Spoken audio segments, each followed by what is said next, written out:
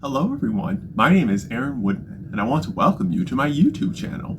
In this video, we will wrap up this video set series by providing a recap of it. Throughout this video set series, it provided you guidance on becoming a networker and relationship builder, where you learn how to connect with people, maintain your relationships with people, and leverage your relationships to make positive change in society. Having a network of individuals and using your relationships allows you to become more wired into your community and feel more connected to it.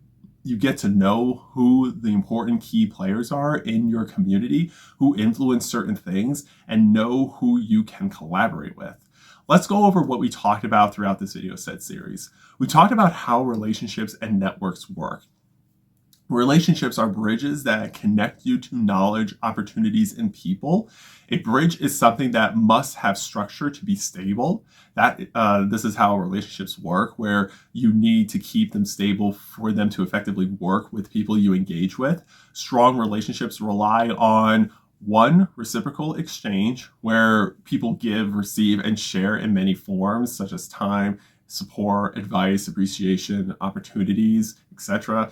Two, negotiating needs, where you and the other person understand what both of you need to succeed.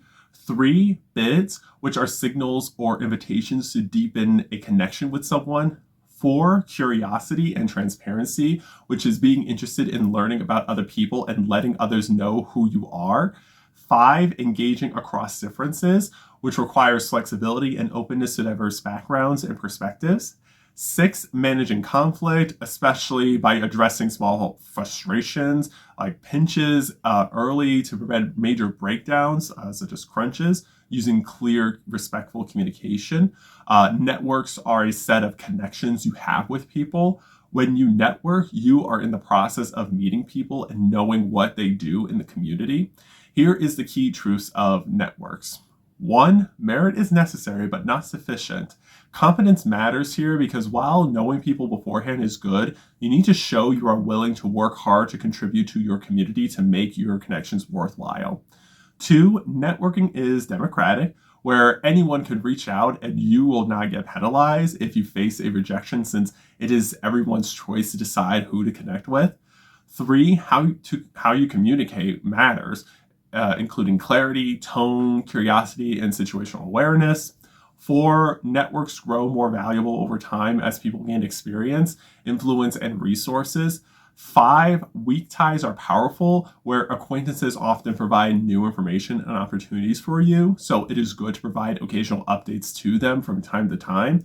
Six, you need to make social contagion work for you by surrounding yourself with people who model your goals and want to help you succeed. Effective networking starts with assessing the relationships you already have rather than connecting randomly with people with no plan for yourself. This is where a relationship portfolio comes in. A relationship portfolio includes different categories of people you are already connected with and who you would like to connect with. Each category serves different purposes. For weak ties, they help you with getting you new information and opportunities about things you are interested in. For sponsors and mentors, they guide, advocate, and open doors for you.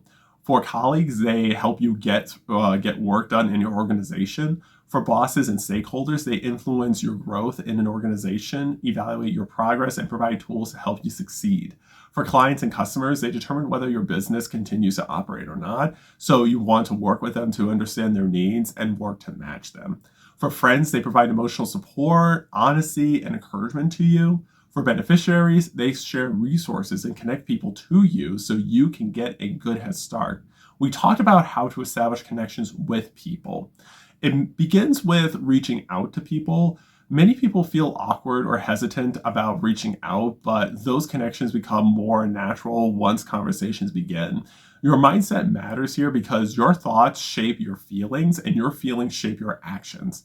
Here are 3 core attitudes to make your outreach easier.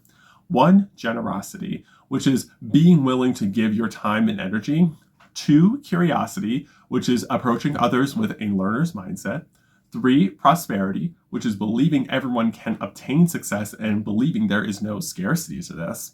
Reaching out can be done for specific needs such as advice, referrals, feedback, support, or as an ongoing practice to build and maintain relationships. Whoever you decide to reach out to, make sure you have a clear goal in mind in terms of, clear goal in mind and understand why you want to meet with them. When you are ready to have conversations with people, you want to make sure they are productive. To start a conversation off well, explain why you want to connect with the person, propose a simple agenda of how you want the conversation to go, and invite the other person's input to see if they are okay with it or if they want something modified within the conversation. During the conversation, you need to listen more than you talk. Keep things on topic, blend personal and professional experiences thoughtfully, and ask if there is anything else worth discussing. To end the conversation well, be mindful of time so you are being respectful of each other's schedules. Summarize key takeaways, clarify next steps, and follow up with a thank you message, as well as to show appreciation for their time. As you talk to people about yourself, you don't want to brag about yourself, but instead focus on self-advocacy. Because decisions about your career and life are often made without you present, you must clearly communicate who you are, what you want, and what you are working towards. People are not mind readers, and others can only advocate for you if you equip them with accurate and current information. This is so they truly know how they can support you. A way you can frame the information to talk about yourself is developing a positioning statement, which is a short, intentional opening that answers, "Tell me about yourself," by clearly stating 1, who you are, 2, what you're interested in or seeking, and 3, what you want from the conversation. A strong positioning statement avoids over-explaining yourself and focuses on providing a clear and simple statement.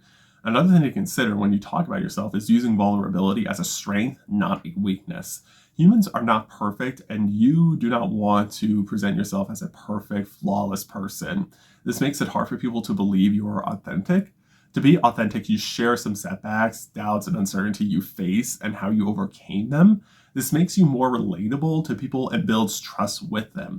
This can also make other people feel comfortable being vulnerable with you, as long as you are behaving appropriately with them. Vulnerability does not mean oversharing things that can be too embarrassing, but acknowledging you are not perfect with everything. Still, it is not to say there are no risks to being vulnerable. There is a risk-managed approach by using the zone of learning or 15% risk method. This is where you are willing to face discomfort and you take a minor risk to see what happens. When you take a 15% risk, you are stretching yourself to try something out of your comfort zone, but not doing something that will make you feel debilitated if the result does not hit the mark. We talked about how to maintain connections with people. Your weak tie network is what you want to manage the most, because while you are constantly interacting with certain groups of people every day, you cannot lose your focus on your weak ties. Remember, weak ties are the people who can still provide new opportunities and connections when the time comes. But for them to do that, you need to keep in touch with them. As careers and lives change, it is natural to lose frequent touch with so many people. What matters is having a system in place so reconnecting with them later feels natural and easy. After all, it would be awkward to reconnect with someone and them forgetting who you are. It is important to have habits and structure established. These are simple, repeatable routines that reduce mental effort and help keep relationships alive, such as regularly checking in with people on LinkedIn, commenting on posts, or periodically reaching out to a few contacts from different parts of your life.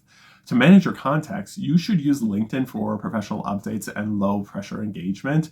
Use email contact lists to maintain accurate names and addresses, and have handwritten notes as a backup for important relationships in case your digital records are lost. Here are some low effort but meaningful ways to check in with people that are not related to work or favors.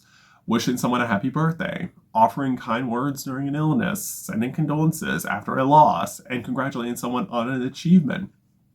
These small gestures keep you present in other people's minds and show genuine care, which makes future conversations or requests feel natural rather than awkward. We talked about how to leverage connections with people.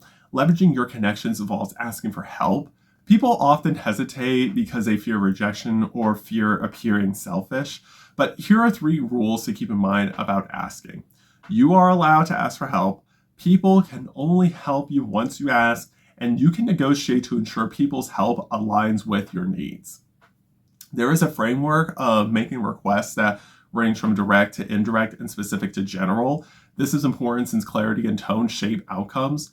After making an ask, you pause to let the person think about your requests, avoid over-explaining, and respect the other person's autonomy to decide if they want to help you or not. As you network with people and send requests for help, you need to have persistence where you don't give up on any challenges or setbacks with networking. Non-responses, vague replies, and slow responses are normal and not personal failures. You do not have to feel bad about yourself because you did not get to meet with someone or they did not accept your request for help. When this happens, you will just need to move on to another person to connect with because there will be someone out there who wants to connect with you. Still, this will not stop us from getting frustrated, but we can manage our frustration.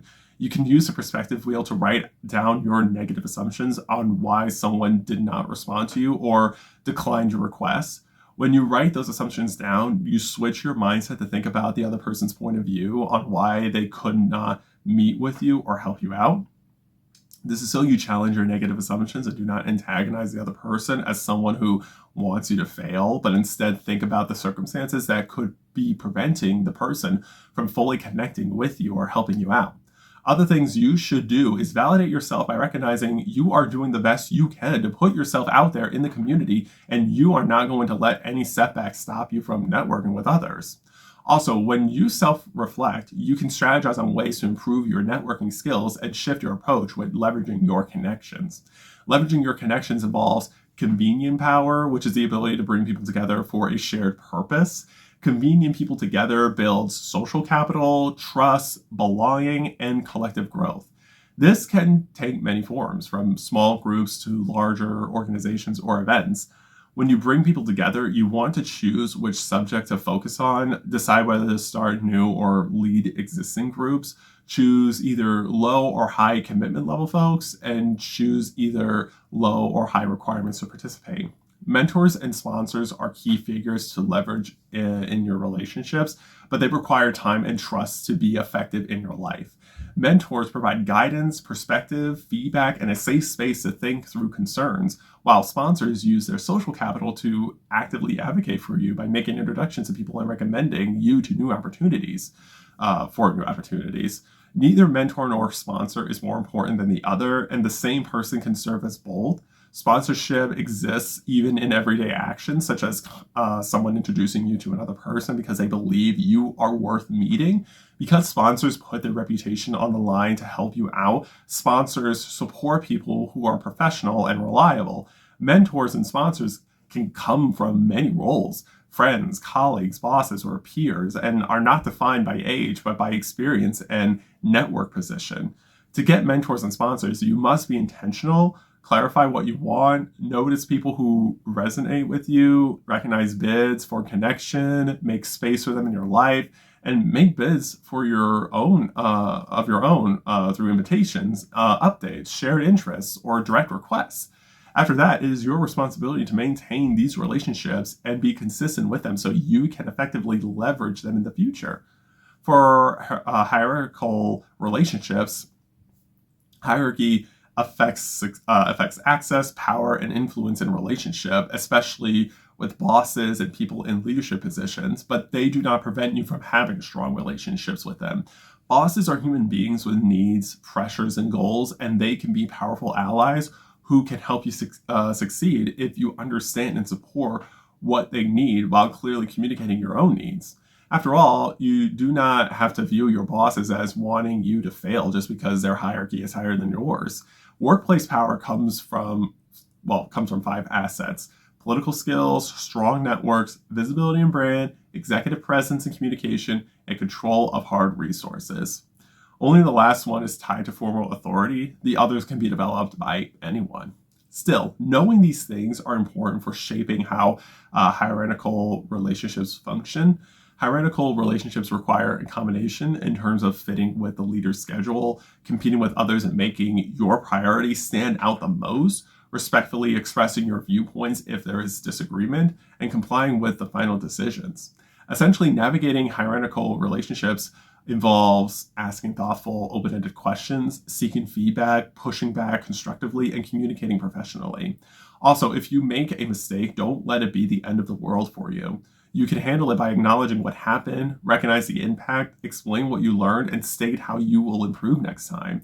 That way, the relationship is still good and no interruptions are stopping you. We talked about being a benefactor, which means choosing to help others with your time, energy, knowledge, or resources in ways that are within your current capacity without immediately expecting something in return from them. Essentially, you are helping others because you intrinsically want to do so. The goal of being a benefactor is to be useful and supportive while encouraging others to help themselves. You do not have to worry about making major changes in their lives so quickly, but rather point them in the right direction. Here are some practical ways to be a benefactor. 1. Make introductions by introducing one person to another person. 2. Share useful information with someone, such as articles or videos, to help them find the answers to something or give them advice, recommendations on something. 3. Use your convening power by bringing people together or encouraging others to participate in meetings and events. 4. Show up as a good guest to an event, so you show someone you are supporting community members.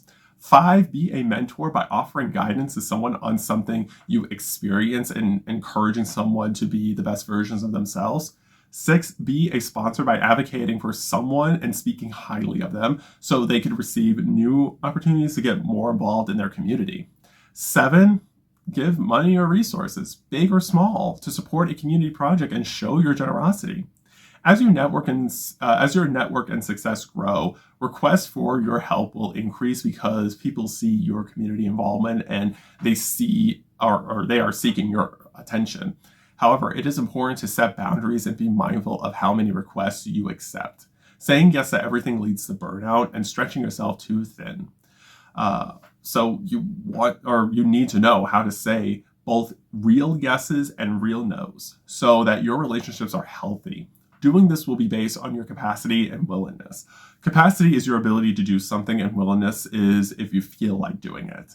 You should only say yes if you have a high capacity and high willingness. Trouble arises when you agree to things you cannot deliver or do not truly want to do. When responding to requests, you have 3 options: say yes, say no, or make a counteroffer. Counteroffers allow you to give a different way of fulfilling a request that better fits your capacity and willingness. If you do not want to do something, then you must give a clean no, where there are no excuses, over-explaining, or false enthusiasm, as muddled communication can make things confusing for the other person making the request. Here are some other ways you can set boundaries. 1. You do not have to agree on the spot if you need time to think about a request. Just say, "I'll think about it." 2. You should practice active listening to show you understand what the other person said and make an informed decision. 3. You should decide in advance how much time, money, and energy you will offer to certain people and activities. Those are all of the things we talk about in this video set series.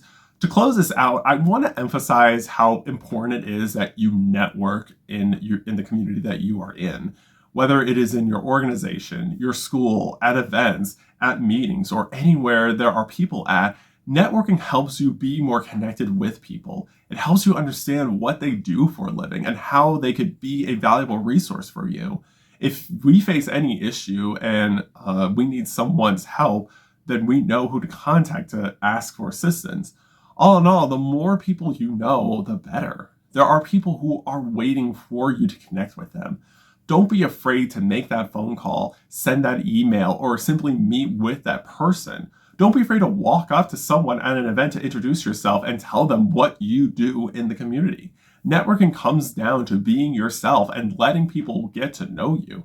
When they respond positively and you continue to interact with them, you will have developed a new relationship with them built on shared interests and goals. Being civically engaged revolves around being wired into your community. Once you become wired in, people will be lining up and asking to make positive changes with you. This officially concludes this video set series on the fundamentals of networks and relationships. I will be releasing another video set series that goes in depth with another topic in my civic engagement curriculum, so please stay tuned for that. Until then, Please like this video, subscribe to my YouTube channel, and turn on the post notifications so you will be notified when I post my next video. I appreciate your support. Remember, you are powerful, you are capable, and you are the changemaker our society needs. Thank you so much for watching this video. I will see you soon.